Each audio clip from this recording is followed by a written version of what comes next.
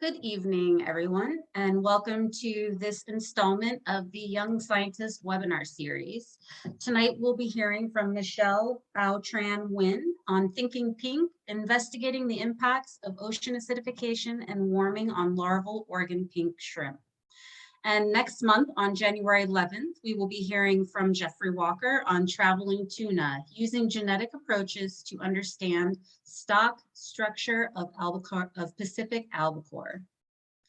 The Cape Perpetua area landscape stretches from Yachats to Florence and is the traditional territory of the Siletz tribe and Coos Lower Umpqua and Siuslaw tribe. And I want to acknowledge the tribal governments and their roles historically and today in taking care of these lands.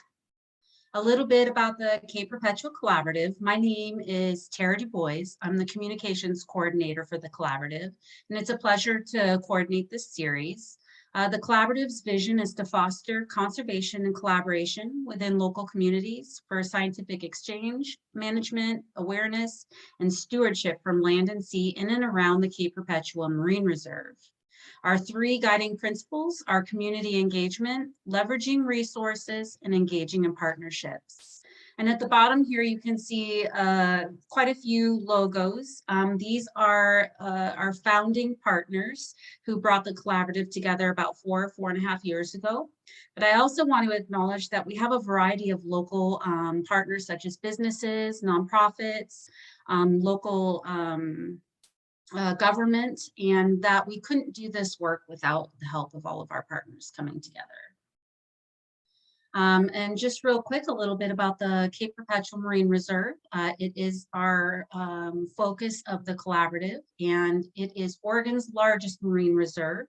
You can see here the bit on the image in red is the boundary of the Marine Reserve.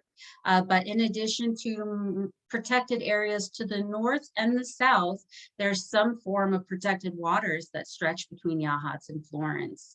And the Oregon's marine reserves are managed by Oregon Department of Fish and Wildlife. The collaborative also hosts quite a few community science projects within the Cape Perpetua area.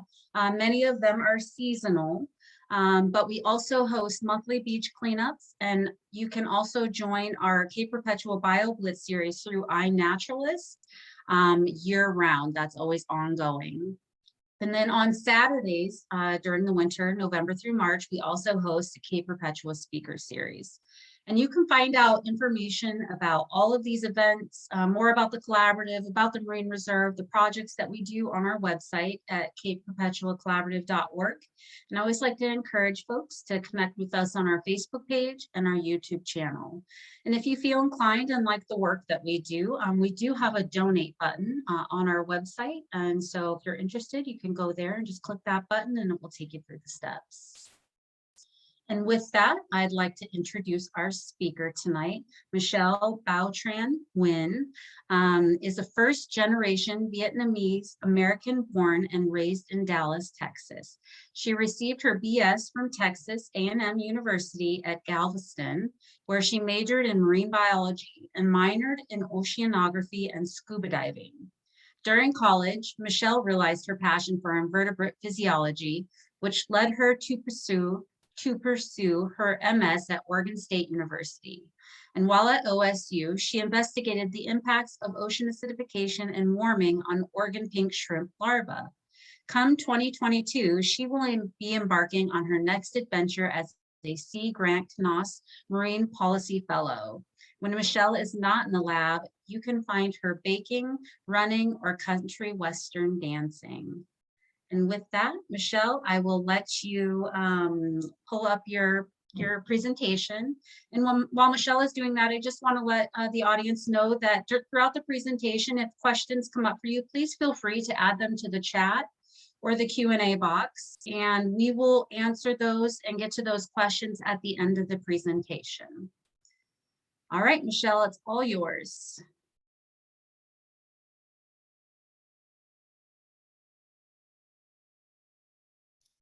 All right, let me see. I think I've unmuted myself. Just one last thing to do here. Oop. The button disappeared. Hold on one second. It's behind this other screen. Okay. Perfect. Can you all see my presentation? All right. Well, thank you for the introduction, Tara. And also thank you for organizing this seminar series and for giving me the opportunity to share some of the work that I did in my master's. Also, good evening, and thank you to everyone for tuning in this evening to hear about some of the work that I did during my time at Oregon State, investigating the impacts of ocean acidification and warming on the growth and respiration of Oregon pink shrimp larvae. But before I dive into the presentation, I'd like to take a moment to acknowledge Oregon Sea Grant for funding this research, as well as the support of the pink shrimp group at the Oregon Department of Fish and Wildlife. And the names listed on this screen here are just some of the many people that put in countless hours of time to help with experimental troubleshooting, sample collection, and sample processing. And without all these folks and our funding agencies, none of this work would have been possible.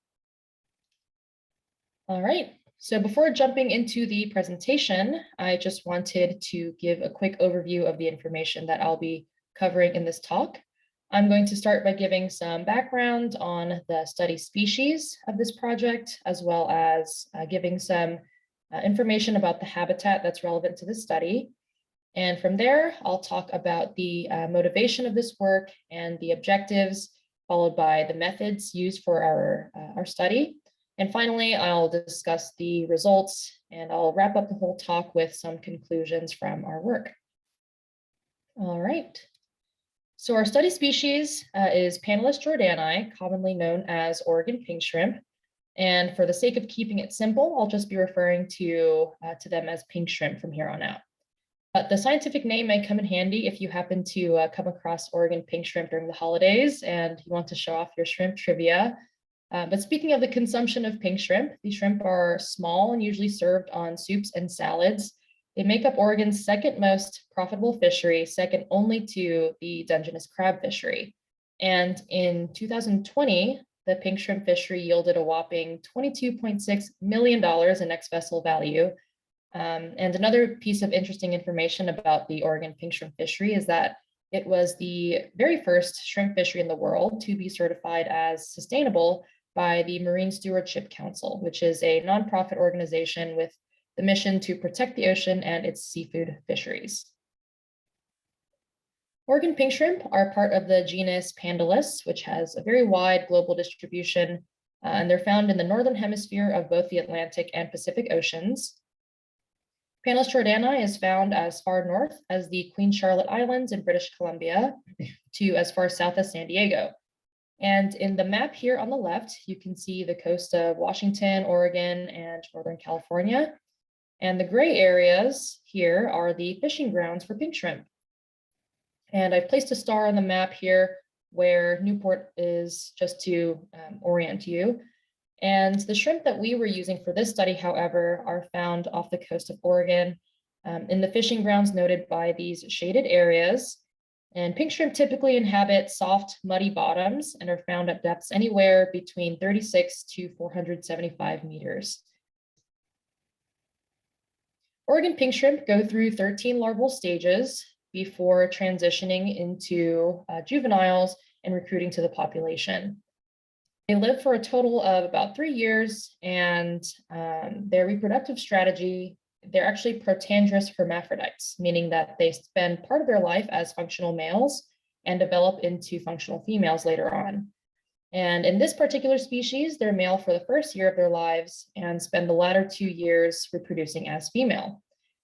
And two scientists named Roethlisberg and Piercy found that larval pink shrimp live in the upper 10 meters of the water column and tend to move to deeper depths with age. And females will actually start to produce eggs in autumn, and they carry the eggs in the head region here, and fishermen will call that head row, and that's shown in this picture at the top. And the eggs are then fertilized and shifted toward the lower abdomen by winter time and held in mucus sacs on the shrimp pleopods, or the legs, until the eggs are released in early spring. And we actually collected these egg-bearing females in the early spring and used the freshly spawned larvae in our experiments. And I'll discuss this in more detail later on. All right, so this slide here shows 10 of the 13 larval stages of pink shrimp, and I've provided a grain of rice as reference.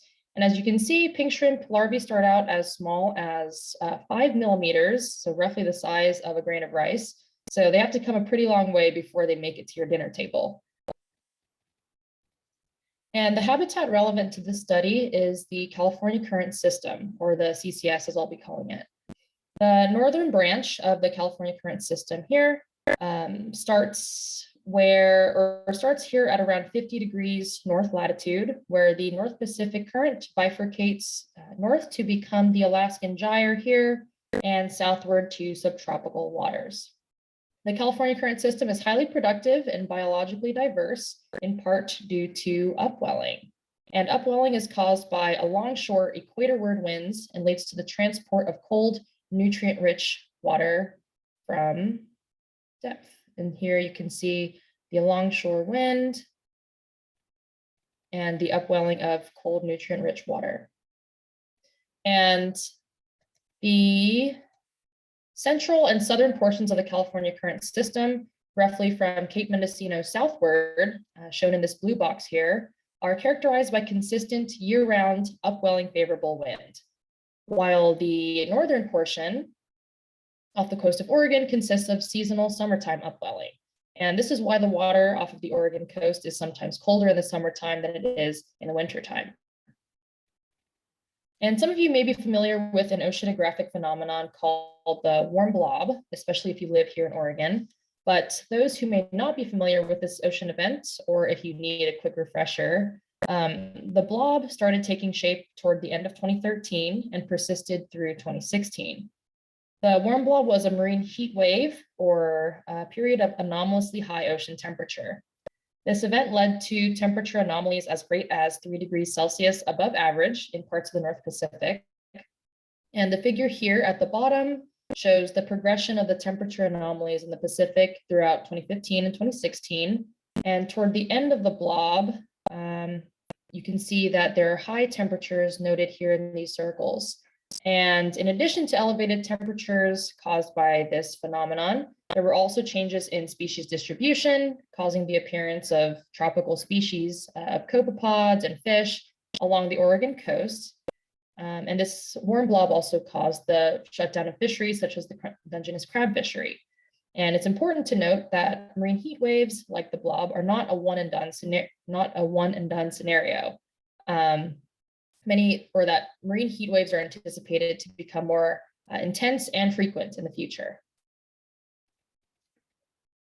And the increase of atmospheric anthropogenic carbon dioxide emissions will cause the ocean to become more acidified, and ocean pH will decrease. And this is a phenomenon called ocean acidification.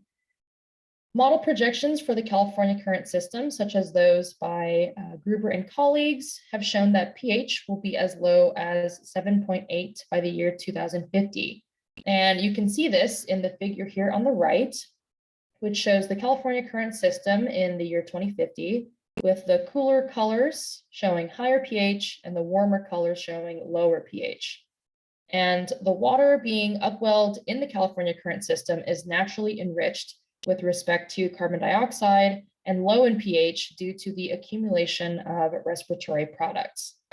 And with future warming leading to a greater land-sea pressure gradient, it's anticipated that upwelling will actually intensify along the California Current System, and this may lead to increased upwelling of this naturally low pH water. Following the warm blob in 2016, Oregon Department of Fish and Wildlife, or ODFW, reported low shrimp catch. And though there were no studies exposing pink shrimp to the warm blob conditions directly, it would not be unreasonable to deduce that the various changes from the warm blob that I discussed a couple slides before could have affected pink shrimp larvae and pink shrimp adults to varying degrees. And Roethlisberg, the scientist that I mentioned previously, found that larvae have a pretty narrow temperature tolerance window that ranges only from 8 to 11 degrees Celsius. So warm blob conditions may have been outside of this threshold, causing temperature stress for these organisms. And in a study conducted by Hannah and colleagues, they found that low sea level height during larval release, which occurs in April, is strongly correlated with increased pink shrimp recruitment. And you can see this relationship in the plot here on the right, where shrimp recruitment is on the y-axis and sea level height recorded at Crescent City, California is on the x-axis. And moderate upwelling tends to increase shrimp recruitment due to increased food supply. However, extreme upwelling events, such as that forecasted for the California current system, may actually move larval shrimp away from nursery habitats and negatively impact recruitment as a result. And as you can probably tell, this is a complex question that requires more research and observation, especially given the economic impact of the species. So there's been a lot of interest in the past few decades to determine who the winners and losers will be in a changing world. And in recent years, the focus of OA or ocean acidification, which I'll call OA, and climate change research has shifted away from sensitive organisms such as mollusks and corals toward researching organisms that are more resistant to OA and warming, such as crustaceans. And one of the mechanisms that makes crustaceans more robust to OA is their greater capacity to regulate their internal acid-base chemistry, which is responsible for maintaining their internal pH. And the difference in shell composition may also play a role in the robustness of crustaceans, as their shells contain less calcium carbonate and are also covered by a robust protective layer, which is called the cuticle, that separates the exoskeletons from the environment. Studies have also shown that the early life stages, the larval stages, are more susceptible to negative impacts due to OA. And this is because of factors such as narrower temperature threshold in early life than as adults. But of course, the degree of sensitivity among taxa and by life history stage has been shown to vary widely by species and across different habitats. All right, so from here, we'll shift into the research questions that we were hoping to answer with our study. And the first research question is, how will ocean acidification alone affect larval Pandalus jordani growth and respiration rate? Our second question was, how will warming affect larval pink shrimp growth and respiration rate? And the third question is, how are larval growth and respiration of larval pink shrimp affected by the combined effects of OA and warming? And from here, I will dive right into the methodology that we utilized. And so the work that I'm presenting is broken down into two separate experiments. The first experiment we conducted was in 2018, and the second was conducted in 2019. In 2018, we had 4 separate pH treatments, pHs 7.7, 7.8, 7.9, and 8.0. And all those pH treatments, or the larvae were exposed to these 4 pH treatments at one single temperature, 11 degrees Celsius. And in the 2018 experiment, we just measured growth.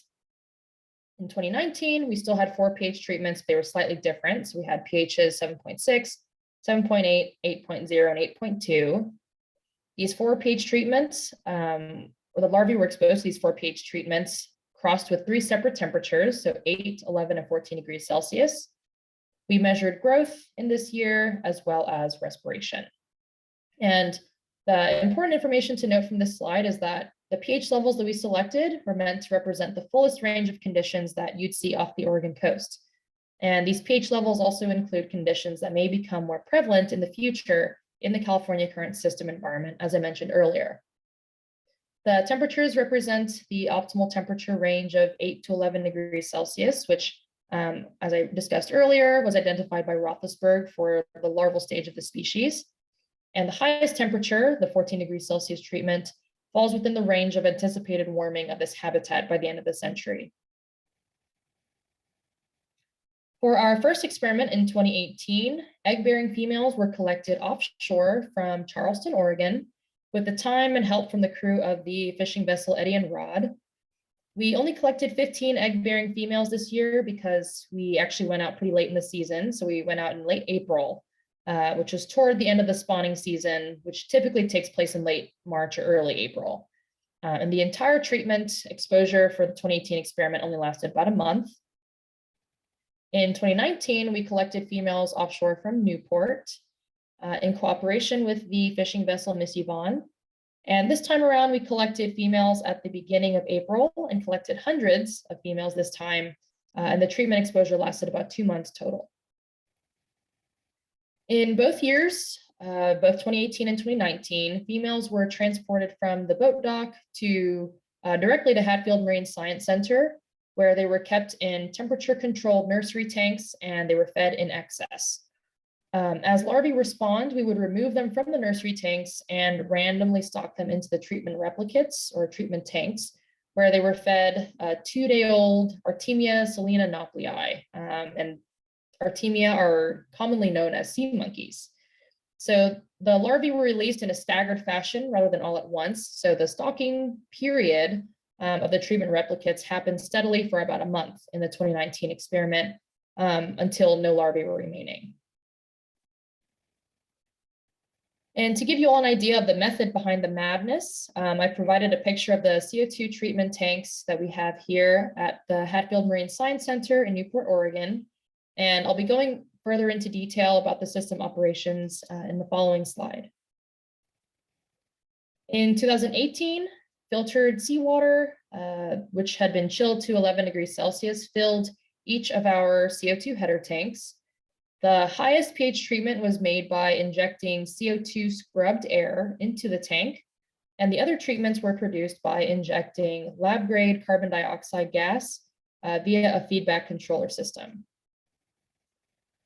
In 2019, the filtered seawater was chilled to 8 degrees Celsius instead of the 11 degrees Celsius that we used the year before. So chilled to 8 degrees Celsius, and sodium carbonate was added to the water that flowed into each of the tanks.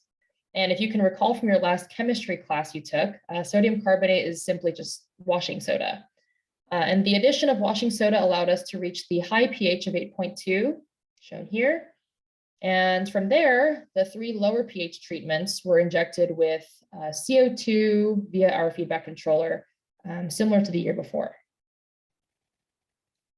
And in 2018, since there was only one temperature, there was no need to manipulate the temperature further after the water left the treatment tanks. So with the 4 pH treatments done in triplicate, we ended up with 12 treatment tanks or 12 replicates. However, in 2019, we needed to heat the water coming from the treatment tanks to create the 11 and 14 degrees Celsius treatments. And as you can see here in this diagram, in 2019, we had a total of 12 treatments, and each was done in triplicate, leading to 36 total treatment replicates.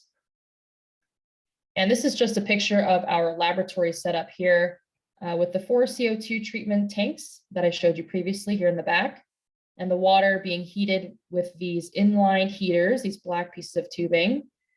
And then from there, the heated water would flow into individual treatment tanks or buckets.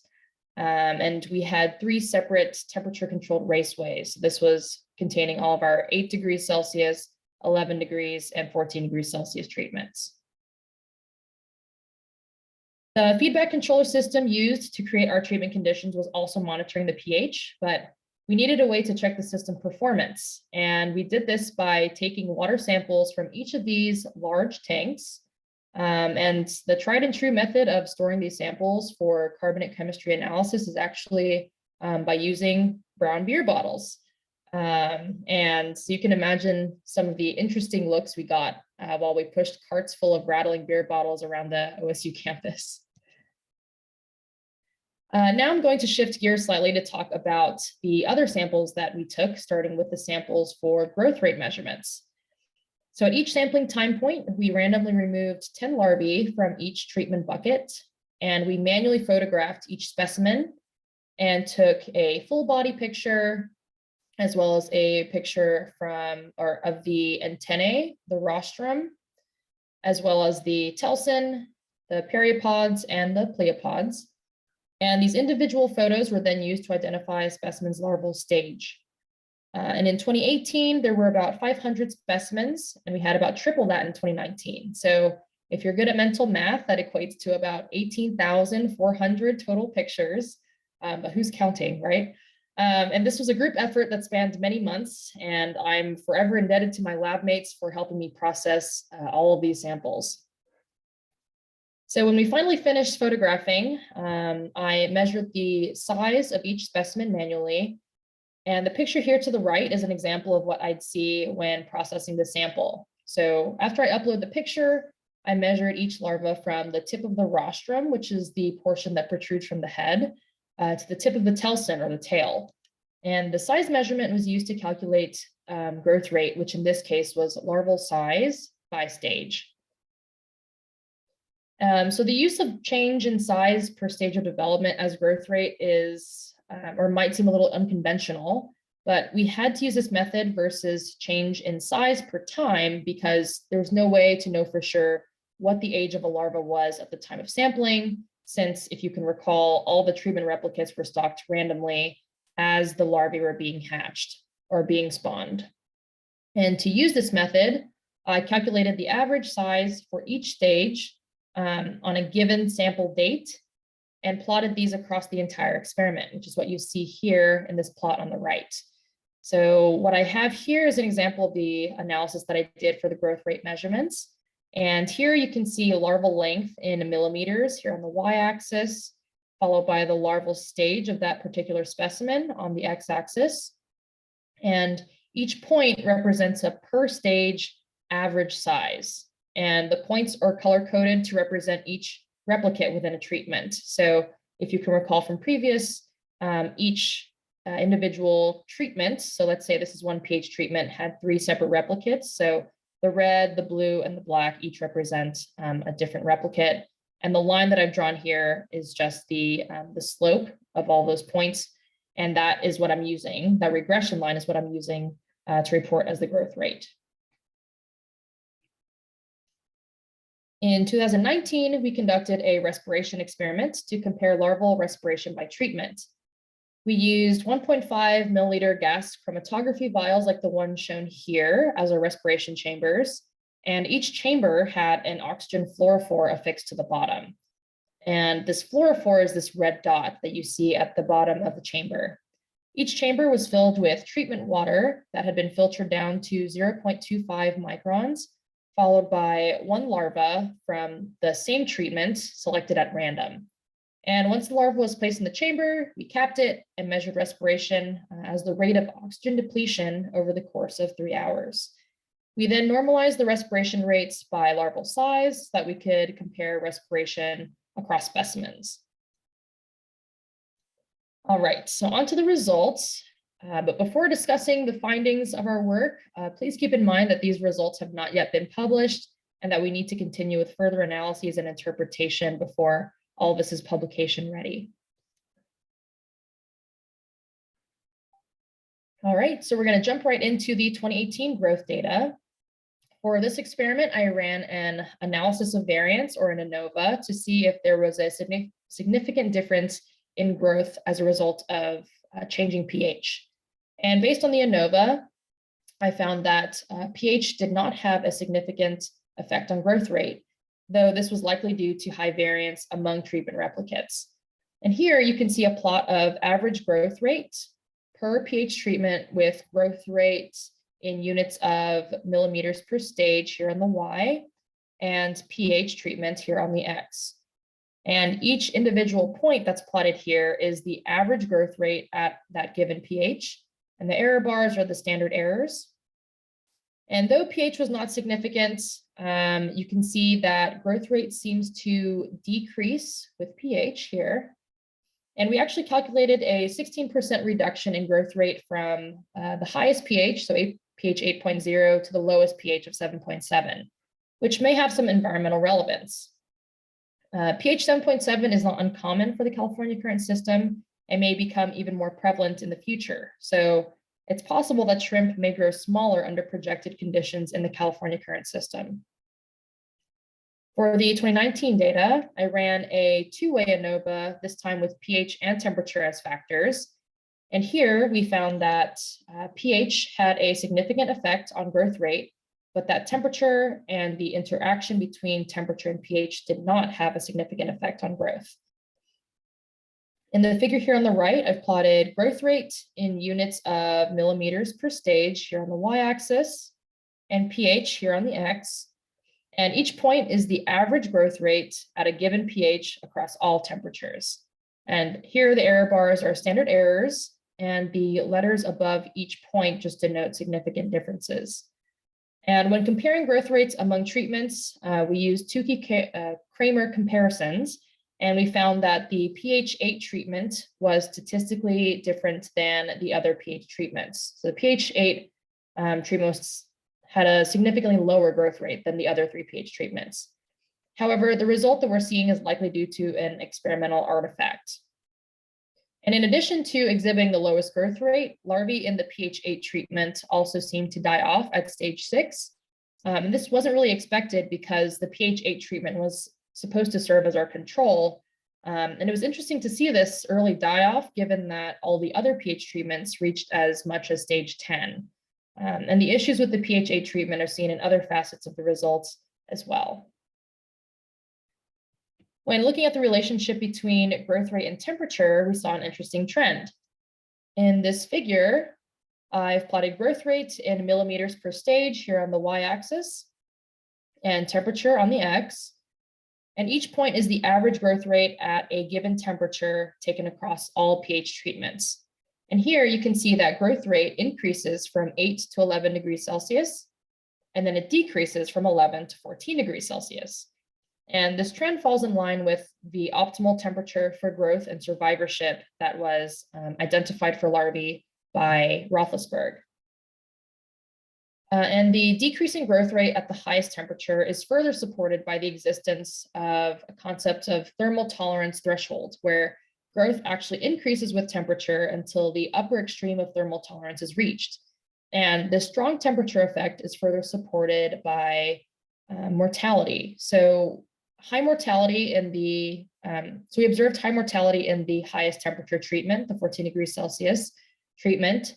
But we didn't record actual larval loss during the experiment, but in this plot shown here on the right, you can see the number of treatment replicates with larvae remaining at the very end of the experiment. And just to orient you to the figure here, the y-axis is the number of treatment replicates with larvae remaining. Each of these bars is a different pH treatment. These are grouped by temperature. And if you can recall, each treatment started out with 3 full replicates. And you can see here that in the 8 and 11 degrees Celsius treatments, there are still some treatment replicates remaining on the last sample date and none remaining in the 14 Celsius treatment.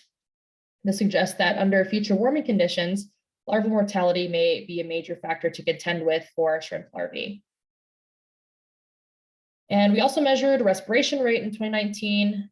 Here I ran a 2-way ANOVA with pH and temperature as factors, and we found that temperature was significant, as shown in this ANOVA output, but we did not see any clear effect of pH on respiration.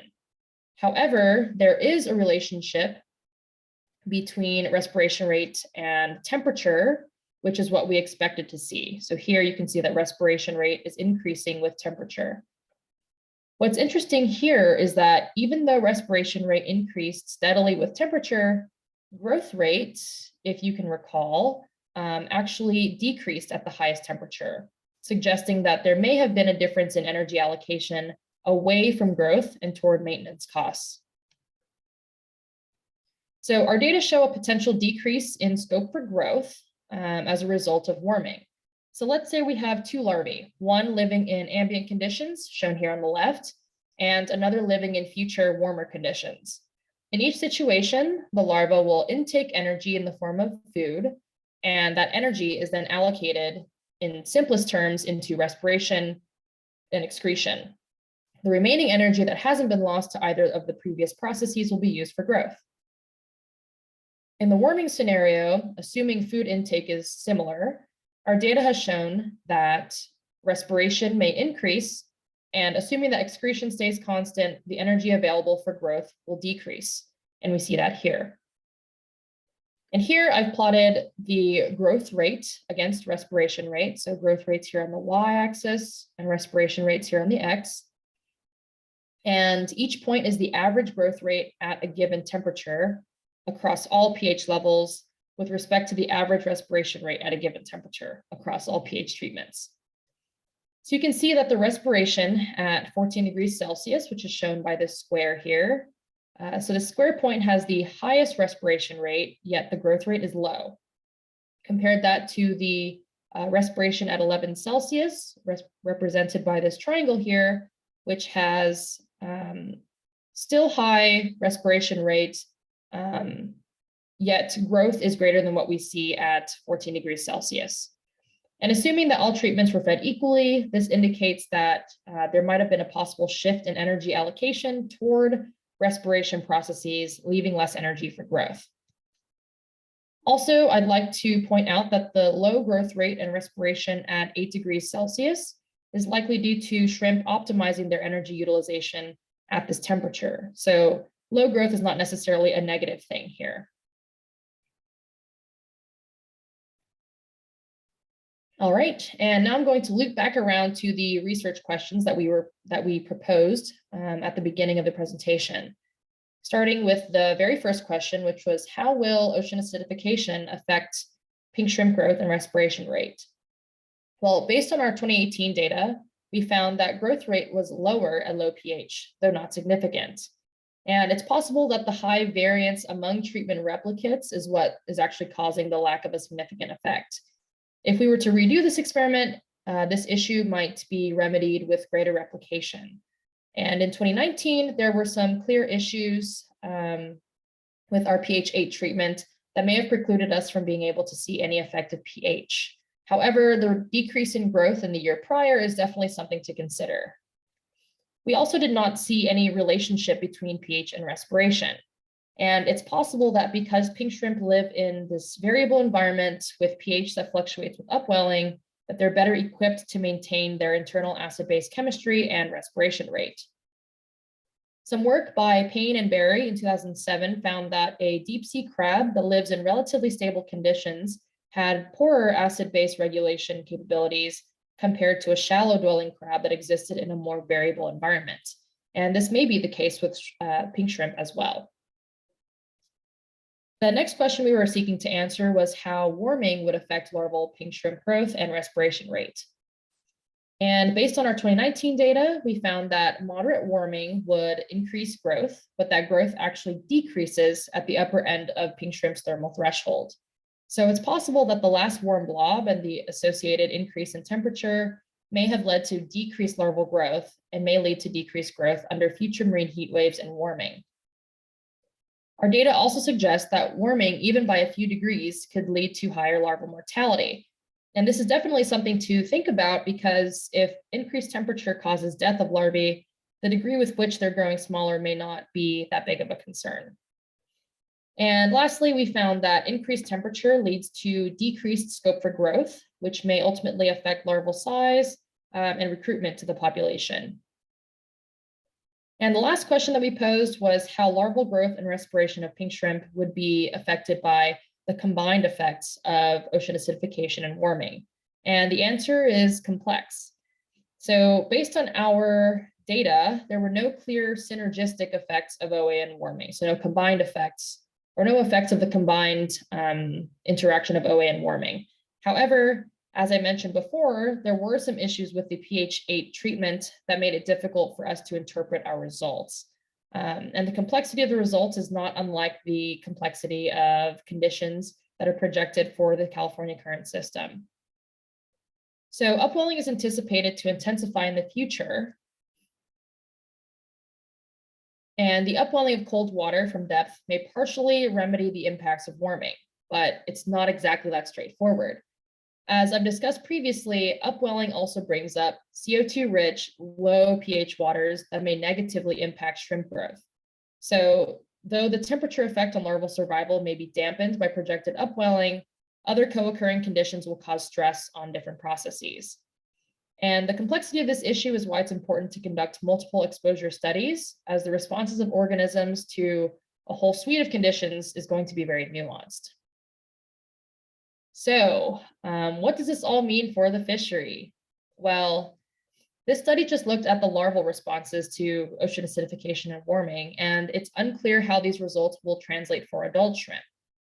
And aside from the more obvious things that we would look for, such as growth and survivorship, it's possible that OA may have other non-lethal effects, such as changing shrimp taste. In a study conducted by DuPont and colleagues in 2014, they exposed adult Pandalus borealis, so a different species of Pandalus, to projected pH conditions and had a group of panelists score the shrimp for a few different parameters. And they found that exposure of adults to reduced pH conditions actually reduced both their taste and their appearance. So though it may not be a satisfying answer, no one is certain what the response of shrimp will be like in the future, but we've gotten a little closer with this study and others like ours. And just wanted to leave you all with a few key takeaways. So first, pH does not have a significant effect on growth rate, but there does seem to be a negative effect of pH on growth. Next, we did observe high mortality at 14 degrees Celsius. And finally, it seems as though there is decreased scope for growth at high temperatures. And I want to take another moment to just acknowledge our funding agency, Oregon Sea Grant, as well as the help, guidance, and the resources from the shrimp folks over at ODFW, as well as the help from the fishing vessels Eddie and Rod and Miss Yvonne, who without them, we wouldn't have been able to collect our shrimp specimens for the experiment. And of course, last but not least, all of the hours, countless hours of help from the Waldbuster Lab. They were really instrumental in the completion of the experiments, as well as the sample collection and sample processing. And I really would not have been able to do any of it without them. So huge shout out to the Waldbuster Lab there. And with that, I will take any questions that you have. Thank you. Really interesting study. I always like to ask, what was your inspiration? Like, why pink shrimp? And what kind of took you in that direction? Yeah, so it was kind of luck of a draw, how I ended up working with pink shrimp. So toward the end of my undergraduate work, I got the chance to work with oyster larvae, and that's where I fell in love with working with invertebrates. And in grad school, I knew I wanted to work with inverts, and I was really looking forward to working with oysters, but my advisor, George Waldbuster, said, I don't have an oyster grant right now, but we do have this really cool work with pink shrimp. And I said, you know, they're still invertebrates. They don't have a backbone. I think this will be a cool opportunity as well. And so I just jumped headfirst into this project, despite not even liking shrimp in my own life. But yeah, that's how it happened. And I definitely learned a lot from it. And I'm happy to report that I still do not like to eat shrimp. Yeah. Those pictures you showed of the larvae were so cute, of how you had so many different of the different parts that you took. What was the method for collecting such tiny creatures? Yeah, so we have this very small mesh. It's very fine. I think we used 100 micron mesh or smaller, and we created these little filters. So we had like a big piece of PVC sandwiching a piece of mesh, and we would just go in there and scoop it out. So if you've ever had fish in an aquarium, it's very similar to that. So instead of using a net, we had this big filter, and we would just sieve it like you would for, I guess, if you're mining for gold. Which is what it felt like doing. So you sieve them out, and they do have pink pigmentation. So when you pull them out of the water, you'll see these little things jumping on the mesh, and it's pretty cool. We had to be really gentle, because these things, if you looked at them the wrong way, you would crush them. So that was a really stressful part of it. But yeah, nothing special. We just scooped them out, looked for them on the sieve, and then transferred them very gently to their vessel. So then did you only use the females? No, so we collected the egg-bearing females from out at sea. We took them back, and we were actually using the babies that they were spawning. Okay. Yeah, so we had this big bathtub thing of females, which is the way that I like to describe it. And they would release the larvae. So they would actually like flick the larvae off of their legs. And we would look on the surface of the water for larvae that were freshly spawned. And those larvae, those babies, are what we were using in the experiments. Got it. Okay, that makes it more clear to me.